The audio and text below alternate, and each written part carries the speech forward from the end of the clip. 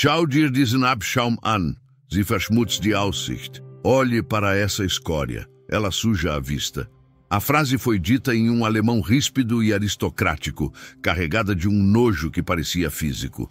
Klaus von Wagner, o CEO de uma das maiores montadoras de luxo da Europa, com filial no Brasil, ajeitou as abotoaduras de ouro, 18 quilates, enquanto olhava através da vitrine da Boulangerie Imperial. Do lado de fora, na calçada fria e chuvosa de Curitiba, uma menina de rua, com não mais de 16 anos, encostava o rosto sujo no vidro. Seus olhos estavam fixos, não no homem poderoso, mas na cesta de pães de fermentação natural, que custavam R$ 30 a unidade. Ela tremia, seus trapos molhados colados a um corpo esquálido que gritava fome. Klaus se virou para seu sócio, rindo com escárnio. É patético. No meu país, a limpeza urbana já teria varrido isso para o esgoto. Aqui, eles deixam esses ratos olharem para nós, enquanto comemos. Ele pegou um pedaço de croissant amanteigado e levou à boca, mastigando devagar, deliberadamente, olhando nos olhos da menina para torturá-la com o prazer da comida que ela não podia ter. Ele se sentia seguro em sua bolha de vidro e em sua barreira linguística. Ele achava que o alemão era seu código secreto, sua armadura de superioridade que aquela mendiga e ignorante jamais penetraria. Ele não podia estar mais errado. Klaus não sabia que aquela menina, que ele chamava de rato, carregava em seu sangue a mesma herança genética que ele.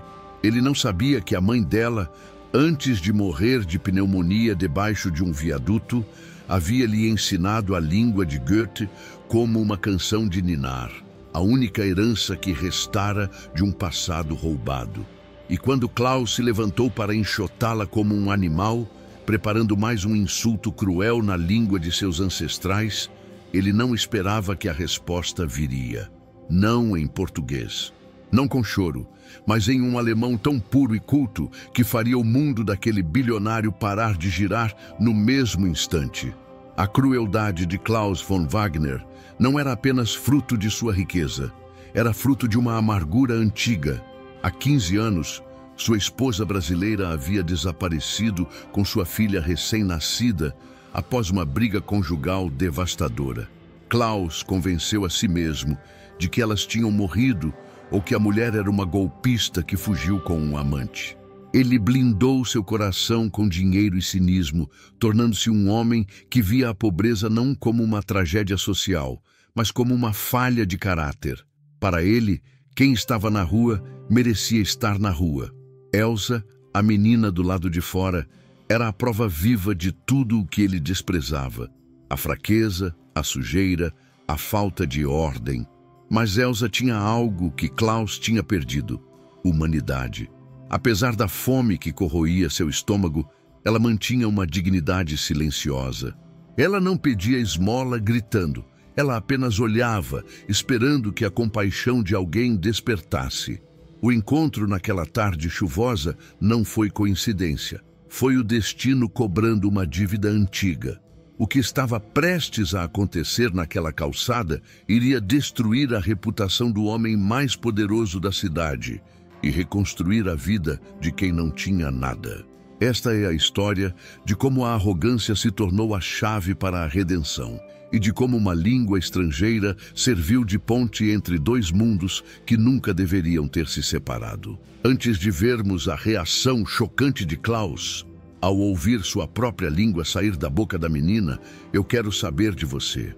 De qual cidade você está assistindo a essa história de reviravolta emocionante? Comenta aqui embaixo. Quero ver o Brasil todo conectado nessa história. A chuva apertou, transformando a rua em um rio cinzento e gelado. Elsa sentiu a água penetrar em seus sapatos furados, congelando seus dedos.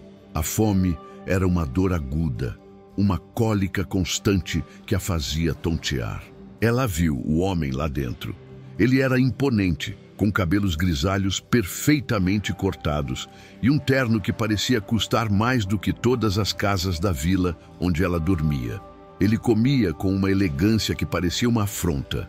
quando os olhos dele encontraram os dela, Elsa não viu pena, viu ódio. Ela estava acostumada com a invisibilidade, com pessoas que desviavam o olhar, mas aquele homem a encarava com uma hostilidade ativa. Ele disse algo para o homem ao lado dele. Elsa, com seus ouvidos aguçados e a memória auditiva treinada pelas canções da mãe, reconheceu a sonoridade áspera e gutural. Alemão, Abschaum, escória. A palavra bateu nela mais forte que a chuva. Sua mãe, Clara, sempre dizia que o alemão era a língua dos poetas e dos pensadores, a língua do pai, que ela nunca conheceu. Ouvir aquele idioma sendo usado para ferir era como ver alguém rasgar uma foto sagrada. Klaus, incomodado com a persistência da menina, fez um sinal brusco para o gerente da padaria. O gerente, um homem baixo e suado, correu para fora com um guarda-chuva, não para proteger a menina, mas para proteger a entrada. "Sai daí, menina! Já falei para não ficar encostando no vidro! Tá espantando os clientes!" gritou o gerente. Elsa recuou um passo, levantando as mãos em sinal de paz. "Eu só queria... Sobrou algum pão de ontem? Qualquer coisa?" ela pediu, a voz fraca. "Não tem pão para vagabundo, vaza!" O gerente fez menção de empurrá-la. Foi então que a porta se abriu novamente e Klaus saiu. Ele não saiu para defender a menina. Ele saiu porque seu motorista tinha acabado de encostar o carro blindado no meio-fio e ele não queria esperar dentro da loja contaminada pela visão da pobreza. Klaus parou no degrau, a apenas 1 metro de Elsa. O cheiro do perfume dele, sândalo e couro, invadiu as narinas da menina. Ele a olhou de cima a baixo, com um sorriso de canto de boca, e decidiu dar uma última lição, crente de que ela não entenderia. "Du bist ein Fehler im System. Gesterben, wo dich niemand sieht." Você é um erro no sistema. Vá morrer onde ninguém te veja. A frase era de uma crueldade inominável. Ele estava dizendo para uma criança morrer, protegido pela certeza de que ela ouviria apenas sons estranhos. Ele se virou para entrar no carro, ajeitando o paletó, sentindo-se superior, limpo e intocável. O motorista abriu a porta traseira. O gerente riu, concordando com a cabeça sem ter entendido nada, apenas para agradar o cliente rico. Foi nesse momento que a voz de Elsa, trêmula de frio, mas firme de indignação, cortou o ruído da chuva e do trânsito. "Ein Fehler im System ist besser als ein Fehler im Herzen, mein Herr." Um erro no sistema é melhor do que um erro no coração, meu senhor. Klaus congelou. Sua mão, que segurava a porta do carro, parou no ar. O tempo pareceu desacelerar. O motorista olhou para a menina, chocado. O gerente ficou de boca aberta. Klaus girou o corpo lentamente, como se estivesse em um filme de terror. Ele olhou para a menina suja, para os trapos, para o rosto manchado de fuligem. Aquilo era impossível. Era uma alucinação. "Was hast du gesagt?" O que você disse? Ele sussurrou, a voz falhando pela primeira vez em anos. Elsa endireitou a postura. A fome ainda doía, mas o orgulho herdado de uma linhagem que ela desconhecia falava mais alto. Ela o encarou nos olhos, aqueles olhos azuis que eram idênticos aos dele, embora ele ainda não tivesse percebido. "Ich sagte, dass Geld Eleganz kauft, aber keine Erziehung. Meine Mutter hat mir das beigebracht." Eu disse que dinheiro compra elegância, mas não compra educação. Minha mãe me ensinou isso. A menção da mãe atingiu Klaus como um soco no estômago. O sotaque dela não era o sotaque de alguém que aprendeu em curso de idiomas. Era um sotaque do sul da Alemanha, com uma inflexão específica, suave, quase antiquada. O mesmo sotaque que ele tinha ensinado à sua esposa brasileira, Clara, 15 anos atrás, durante as noites em que liam Goethe juntos na cama. O mundo de Klaus, construído sobre certezas de concreto e aço, começou a rachar. Ele deu um passo em direção a ela, esquecendo a chuva que molhava seu terno italiano. Quem é sua mãe?" Ele perguntou, mudando inconscientemente para o português, o pânico transparecendo em sua voz. "Quem te ensinou a falar assim?" Elsa sentiu medo da aproximação dele. Ela recuou. Não interessa. Ela morreu. Morreu de frio, porque gente como o senhor não enxerga a gente. Ela se virou para correr, para fugir daquele homem que a olhava como se visse um fantasma. Mas Klaus gritou, um grito desesperado que fez as pessoas na rua pararem. Warte, espere! Ele correu atrás dela, segurando-a pelo braço fino. Quando ele a tocou, a manga do casaco velho dela subiu um pouco.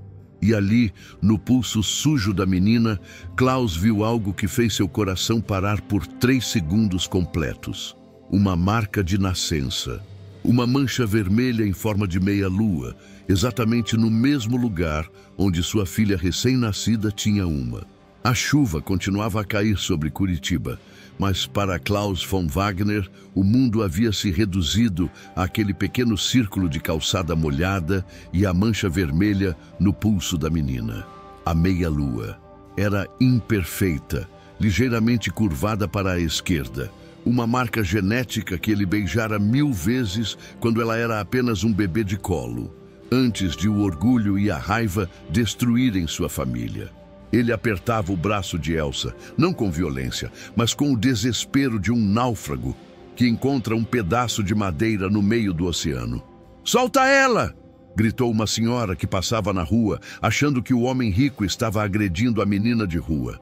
O gerente da padaria, vendo a cena sair de controle, saiu novamente, dessa vez com o segurança da loja. "Dr. Klaus, o senhor quer que a gente chame a polícia? Essa vagabunda roubou o senhor?" A palavra vagabunda atingiu os ouvidos de Klaus, mas dessa vez ela não soou como uma descrição de classe social. Soou como um insulto à sua própria carne. Ele soltou o braço de Elsa como se tivesse queimado a mão, mas não se afastou. Ele se virou para o gerente com um olhar tão feroz que o homem recuou para dentro da loja. "Cale a sua boca", rosnou Klaus, a voz trêmula de fúria contida. "Se você disser mais uma palavra sobre ela, eu compro esse estabelecimento só para demitir você e ver você morrer de fome." Elsa esfregava o pulso onde ele a segurara, os olhos arregalados de medo e confusão. Ela não entendia o que estava acontecendo. Por que aquele homem que a mandou morrer minutos atrás agora a olhava como se ela fosse feita de ouro? "O que você quer?" ela perguntou, a voz falhando, recuando em direção à sarjeta. "Eu não roubei nada. A marca é minha. Nasci com ela." Klaus deu um passo à frente, as mãos estendidas em súplica. A chuva encharcando seus cabelos grisalhos, arruinando o penteado impecável. Ele não se importava. "Clara!" Ele sussurrou o nome da esposa. "Sua mãe? O nome dela era Clara? Clara Schmidt?" Elsa parou. O nome da mãe era o único tesouro que ela guardava. "Como você sabe?" ela perguntou defensiva. "Você conhecia ela? Ela trabalhou para você? Você é um daqueles homens maus que ela dizia que existiam no mundo?" A pergunta foi uma facada. Homens maus. Klaus sentiu o peso de 15 anos de ausência esmagar seus pulmões. Ele começou, mas a voz falhou. Como explicar? Como dizer, eu sou o homem que deveria ter protegido vocês, mas meu ego era maior que meu amor? Ele olhou para a menina. Ela tinha os traços de Clara, o formato do rosto, a teimosia no queixo, mas tinha os olhos dele. Os olhos azuis frios dos von Wagner, agora cheios de lágrimas quentes. "Ela te ensinou alemão", disse Klaus, tentando encontrar um terreno comum, uma ponte sobre o abismo que os separava. "Ela cantava para você? Uma música sobre ovelhas?" Elsa franziu a testa, a memória sendo ativada. "Schlaf, Kindlein, schlaf." Ela cantarolou baixinho, a melodia triste que a embalava nas noites frias debaixo do viaduto. Klaus completou, a voz embargada, em um dueto improvável na calçada suja. "Der Vater hüt die Schaf." O pai guarda as ovelhas. Elsa parou de cantar. Ela olhou para Klaus com uma intensidade assustadora. Ela dizia que o pai da música nunca voltava, disse Elsa com amargura. Ela dizia que ele amava mais as ovelhas de ouro dele do que a filha. Klaus caiu de joelhos. Ali, no meio da rua, o CEO intocável, o homem de ferro da indústria automobilística. Ajoelhou-se na água suja da sarjeta, sujando sua calça de R$ 3.000 de lama e óleo. Ele não se importava com quem estava olhando. Ele só via a verdade destruidora diante dele. Ele tinha dito para a própria filha morrer. Ele a chamou de erro do sistema. E ela, com a dignidade de uma rainha exilada, respondeu em sua língua materna. Eu sou o pai da música, Elsa. Ele soluçou, as lágrimas se misturando à chuva em seu rosto. Eu sou Klaus. Eu sou seu pai. A revelação não trouxe o abraço cinematográfico que ele esperava. Trouxe silêncio. E então, recuo. Elsa deu 2 passos para trás, balançando a cabeça negativamente. Não, ela disse. Não, meu pai morreu.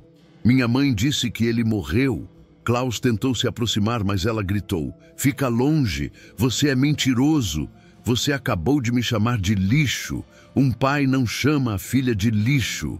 A lógica dela era impecável e cortante. Klaus sentiu a vergonha queimar sua pele. Eu não sabia.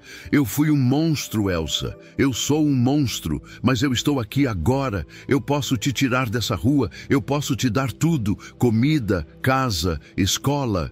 Ele tateou os bolsos, procurando a carteira, o celular, qualquer coisa que pudesse provar seu poder de resolver problemas. Olha, eu tenho dinheiro. Eu posso comprar a padaria inteira para você agora. Por favor, me deixa te ajudar. Elsa olhou para a carteira de couro cheia de cartões de crédito que ele oferecia. Ela olhou para o pão na vitrine. A fome gritava, mas o coração doía mais. Ela se lembrou da mãe morrendo num hospital público lotado, chamando por um Klaus em seus delírios de febre. Ela se lembrou de segurar a mão da mãe e prometer que nunca dependeria de ninguém. Você acha que pode comprar o tempo que a gente passou fome? Ela perguntou, a voz dura. Minha mãe morreu tossindo sangue porque não tinha dinheiro para o remédio. Onde você estava com seus cartões de crédito? Klaus baixou a cabeça, derrotado. Eu estava procurando, eu juro, eu procurei. Mas Clara se escondeu bem. Ela mudou de nome. Eu achei que vocês tinham ido para a Alemanha.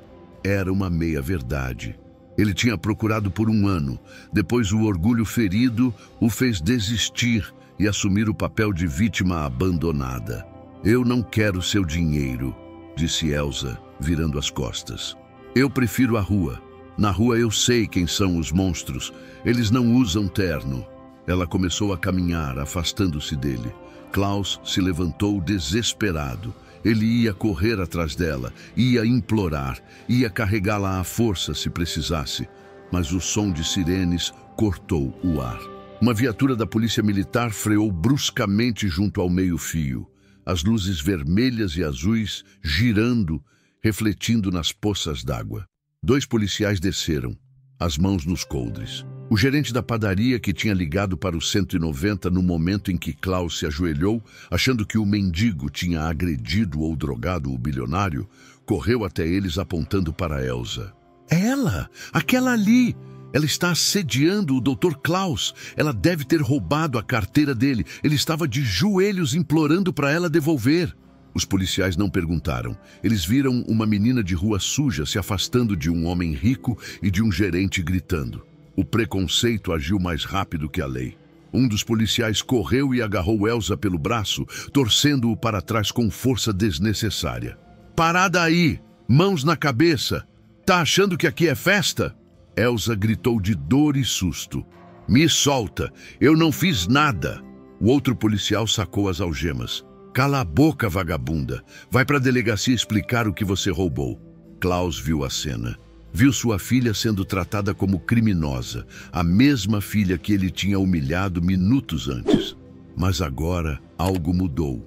A arrogância de Klaus, que sempre foi usada para o mal, de repente encontrou um novo propósito. Ele não era mais o executivo frio. Ele era um pai vendo sua cria sendo atacada.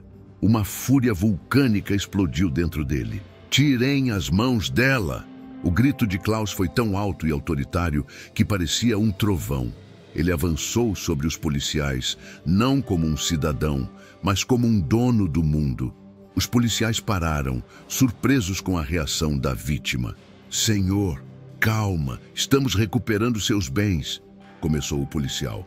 Vocês não estão recuperando nada, berrou Klaus, empurrando o policial para longe de Elsa e puxando a menina para trás de si, protegendo-a com seu corpo. Ele olhou para os policiais, para o gerente da padaria e para a multidão que se formava. Vocês querem saber quem ela é? Vocês acham que ela é uma ladra? Klaus passou o braço pelos ombros sujos de Elsa, sujando ainda mais seu terno, e a abraçou com força, desafiando o mundo a tocá-la novamente. Ela não é vagabunda. Ela não é um erro do sistema. O nome dela é Elsa von Wagner, e ela é minha filha. A declaração de Klaus ecoou pela rua molhada como uma sentença irrevogável. Minha filha. As palavras pairaram no ar, pesadas e absolutas. O policial que segurava as algemas recuou, olhando de Klaus para a menina suja, tentando conciliar a imagem do magnata com a da sem-teto. O gerente da padaria, que minutos antes estava sedento por justiça, agora estava pálido, percebendo o tamanho do erro que cometera. Dr. Klaus, eu não sabia. Ela parece... gaguejou o gerente. Klaus nem olhou para ele. Sua atenção estava toda voltada para Elsa, que tremia em seus braços. Ela não o abraçava de volta. Ela estava rígida, em choque, mas pela primeira vez não tentou fugir. Talvez fosse o calor do corpo dele, talvez fosse a proteção contra a polícia, ou talvez, lá no fundo, a voz do sangue falasse mais alto que a mágoa. Klaus tirou seu paletó de lã italiana e o colocou sobre os ombros dela. O casaco era enorme para ela, mas serviu como um manto de dignidade. Vamos para casa, disse Klaus suavemente. Não, disse Elsa, a voz fraca, mas firme. Eu não tenho casa. Klaus olhou nos olhos dela. Eu sei, eu também não tenho. Tenho uma mansão cheia de móveis caros e vazia de vida, mas se você vier comigo, talvez a gente consiga construir uma casa de verdade. Ele a guiou até o carro blindado. O motorista, com os olhos marejados, abriu a porta. Elsa hesitou antes de entrar no banco de couro creme, olhando para suas roupas imundas. Vai sujar, ela sussurrou, repetindo o medo que a pobreza lhe ensinou. Que suje, respondeu Klaus, entrando logo atrás dela. Couro se limpa. O tempo perdido, não. Enquanto o carro se afastava, deixando para trás a polícia confusa e o gerente aterrorizado, Klaus pegou o telefone. Ele ligou para seu advogado pessoal. Schmidt, quero que você compre o prédio da Boulangerie Imperial.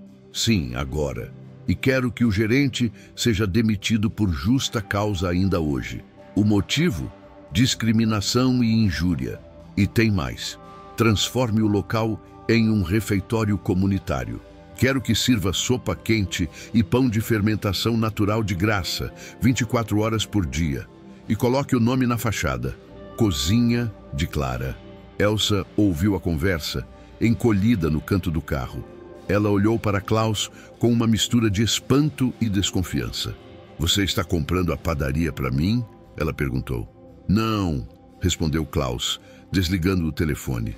Estou comprando para a sua mãe e para todas as outras Claras e Elsas que estão lá fora na chuva. É o primeiro pagamento da minha dívida. Elsa ficou em silêncio o resto da viagem. Quando chegaram à mansão, ela não se impressionou com o luxo. Ela viu apenas paredes altas e frias. Klaus mandou preparar um quarto de hóspedes, mas Elsa se recusou a dormir na cama macia. Ela dormiu no tapete, enrolada no paletó dele, a única coisa que parecia segura. Klaus passou a noite sentado em uma poltrona no corredor, vigiando a porta aberta, com medo de que ela desaparecesse como fumaça. Os dias seguintes foram difíceis. Não houve mágica instantânea. Elsa tinha pesadelos, gritava, quebrava coisas. Ela testava Klaus a cada minuto, esperando que ele desistisse, que ele mostrasse sua verdadeira face cruel e a mandasse embora. Mas Klaus aguentou. Ele cancelou reuniões, ignorou acionistas e passou a trabalhar de casa. Ele aprendeu a cozinhar as receitas simples que Clara fazia, enchendo a casa com cheiros de memória. Ele contratou tutores, médicos e psicólogos, mas fez questão de estar presente em cada consulta.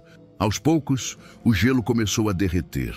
A primeira vez que Elsa sorriu foi quando Klaus tentou falar uma gíria de rua que ela usava e errou feio.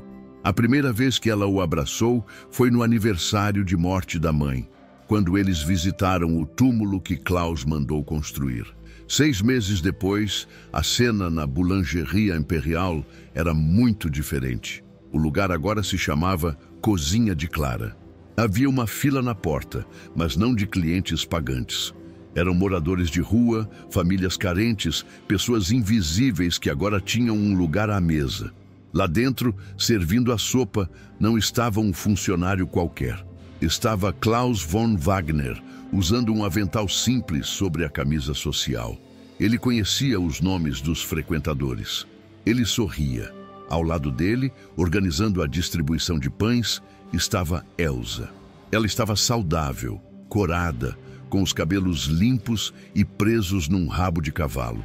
Ela falava alemão com o pai enquanto trabalhavam, uma língua secreta de amor e cumplicidade que agora servia para unir, não para excluir. Numa pausa do serviço, Klaus olhou para a filha. "Você estava certa naquele dia", disse ele, limpando as mãos no avental. "O dinheiro comprou este lugar, comprou a comida, mas não comprou isso." Ele apontou para o salão cheio de gente conversando, comendo com dignidade. "Isso aqui é educação. É o que sua mãe ensinou." Elsa sorriu e segurou a mão do pai.